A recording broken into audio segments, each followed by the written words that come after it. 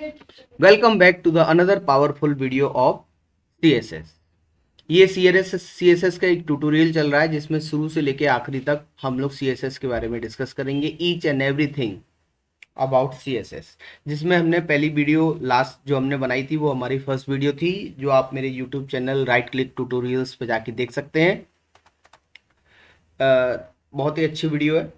अब यहाँ पे हम लोग देखेंगे कि हम लोग लास्ट में हमने 3 तरीके से स्टाइलिंग अप्लाइड की थी, external style sheet, internal style sheets और इनलाइन स्टाइल शीट।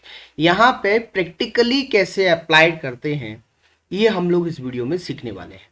तो कैसे करेंगे, सबसे पहले देखिए ये मेरे पास एक एडिटर है जो कि है नोटपैड प्लस प्लस, फ्री है, ओपन सोर्स है, आपको इजीली अवेलेबल हो जाएगा, है ना। तो इसके लिए आपको सबसे पहले एक HTML का स्ट्रक्चर लिखना होगा, जिसके ऊपर सबसे ऊपर जो हेडिंग होती है वो होती है हेड एलिमेंट HTML। चूंकि हम लोग HTML फाइल बना रहे हैं तो ये यहाँ से डिक्लेयर होगा HTML मेन हेड से। फिर इसके नीचे आता है हेड टैग, जिसके अंदर जो भी स्टाइलिंग वगैरह होगी, टाइटल वगैरह जो भी होती है, हेड में दिया गया पार्ट आपका ब्राउजर पे डिस्प्ले नहीं होता है, क्योंकि ये बहुत इंपॉर्टेंट पार्ट है। नेक्स्ट टैग है हमारा बॉडी टैग, जो कि जो भी हम लोग बॉडी के अंदर लिखेंगे वो ब्राउजर पे हमारा डिस्प्ले होने वाला है। तो यहाँ पे मैंने एक हेड टैग लिख दिया है H1, एक हेडिंग टैग। तो ये आप बना सकते हो, तो जस्ट 4 लाइन का कोड है, बहुत डिफिकल्ट नहीं है, आसानी से अपन लोग कर सकते हैं। तो अब 3 तरीके से अपन लोग स्टाइल शीट्स अप्लाई करेंगे। तो सबसे पहले हम लोग देखते हैं कि हम लोग स्टाइलिंग कैसे अप्लाई करते हैं। यहाँ पे सबसे पहली जो स्टाइल शीट दी है वो है एक्सटर्नल स्टाइल शीट। जस्ट हमको कुछ नहीं करना, यहाँ से एक लिंक कॉपी करना है और यहाँ से हमारी जो हेड है उसके अंदर हमको जस्ट पेस्ट कर देना है।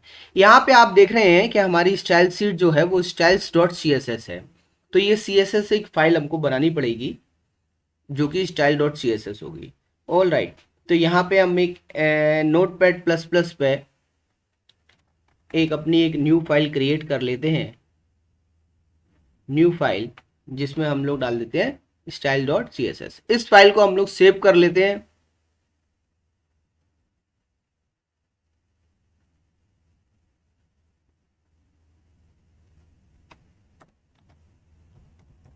styles.css हमने सेव कर लिया। अब ये दोनों ही जो फाइल है वो हम लोग, हमारी एक जो 2 फाइलें बन चुकी होगी, एक ये style.css, एक heading.css, इसको हम लोग एक ही फोल्डर में रख लेते हैं। एक फोल्डर हम लोग क्रिएट कर लेंगे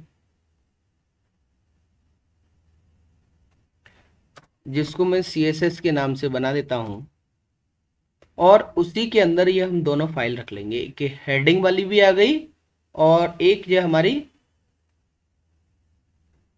CSS वाली भी आ गई।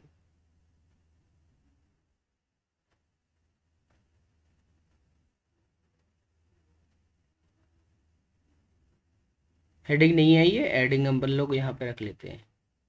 तो देखिए ये दोनों फाइलें आ चुकी है हमारे पास, एक हेडिंग भी आ चुकी है, एक CSS भी आ चुकी है। अब यहीं से हम लोग इसको एक्सेस करेंगे। CSS के अंदर एक हम लोग कोड लिख लेते हैं, जस्ट इस फाइल को हम वहीं सेव कर देते हैं इस फोल्डर में।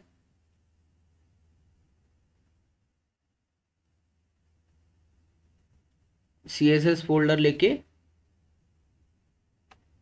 .css styles.css करके सेव कर देंगे CSS फोल्डर में। यस, ऑलरेडी एग्जिस्ट है, तो हमने ये फाइल इसमें सेव कर दी। अब नेक्स्ट इसके अंदर कुछ अपन लोग कोड भी रख देते हैं। इस फाइल को भी हम उसी में रख देते हैं फोल्डर में, ताकि इशू ना क्रिएट हो।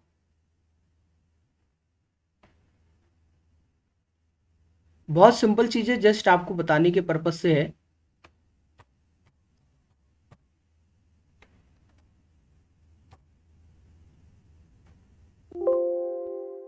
ऑलरेडी एग्जिस्ट है, और इस फाइल में हम एक CSS कोड ले लेंगे। CSS कोड हमारे इसमें से ले लेते हैं।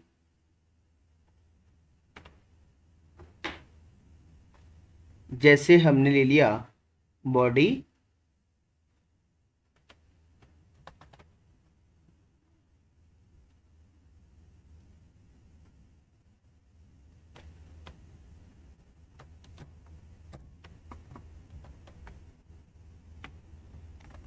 ये हमने वहीं अप्लाई कर दिया। इसका कलर हम लोग कर देते हैं बॉडी का कलर ब्लू, और जो H1 का कलर है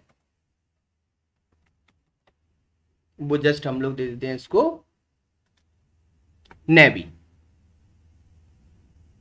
या इसकी जगह अपन दूसरा कलर भी कर सकते हैं, जैसे शाइन कर दें, तो ये एक और कलर हो गया हमारे पास। अब इसको हम लोग रन करा के देखते हैं एक्चुअली में कि कैसे रन करती है। उसी फोल्डर से रन कराएंगे जहां पे अपनी फाइल सेव थी, CSS फाइल में।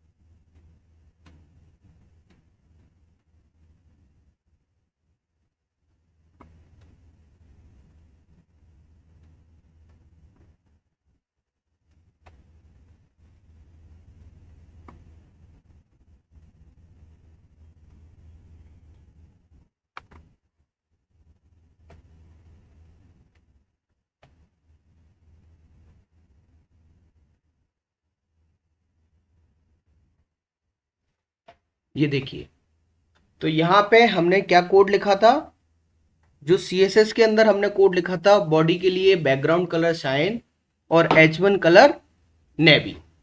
तो देखिए ये दोनों कलर हमने यहाँ पे कुछ भी स्टाइलिंग में हमने नहीं लिखा हुआ है, जस्ट एक सेपरेट फाइल बना के हमने लिख दिया है, और वो ये जो कलर है वो सेपरेटली हमको यहाँ पे डिस्प्ले होने लगा है। तो ये एक अपना एक तरीका हो गया कि एक एक्सटर्नल स्टाइल शीट्स हम लोग कैसे अप्लाई करते हैं। दूसरा जो चीज़ है वो है हम लोग इंटरनल स्टाइल शीट्स कैसे अप्लाई करेंगे।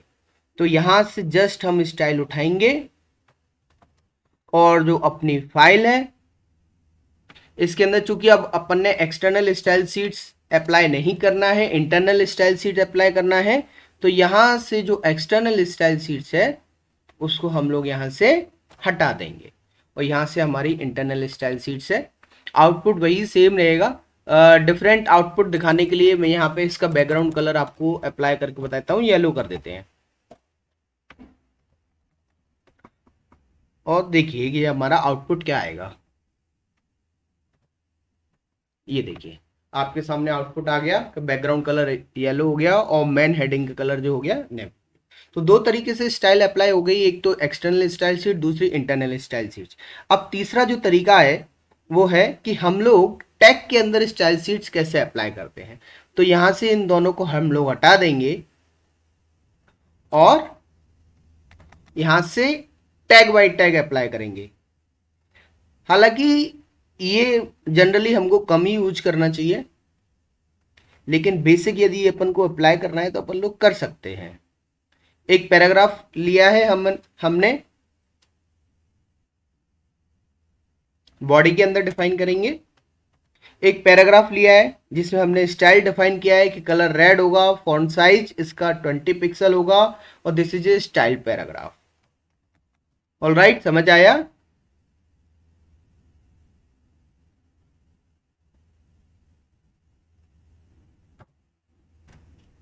ये देखिए आपको हेडिंग आ गया, और यहाँ पे जो हमने इनलाइन स्टाइल शीट्स अप्लाई की थी, पैराग्राफ स्टाइल कलर रेड, इसका आउटपुट हमारे पास क्या आया है।